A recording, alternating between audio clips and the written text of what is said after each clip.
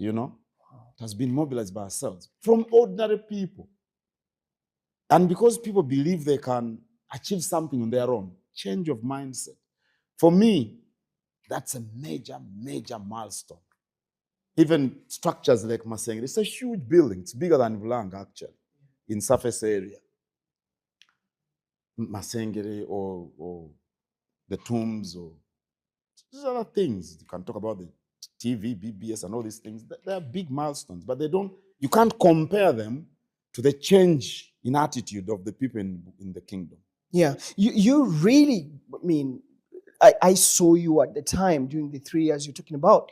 You even went out of the kingdom. You received funding. You traveled abroad. I went to Ankole, I went to Busoga, I went to Bugisu, I went to Bukedi, I went to Europe, I went to America. The Americas, if you want, because I went to Canada and the US. I went all over those areas, but the biggest amounts of money were collected from ordinary people within the kingdom. Out of the 10 or 11 billion you collected, I think about 7 or 8 came from ordinary people. Companies, corporations, and diaspora.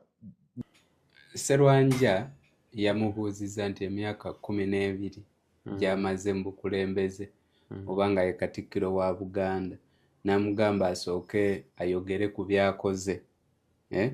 Naye kye yasookeddeko yagambye asobodde okugatta Obuganda.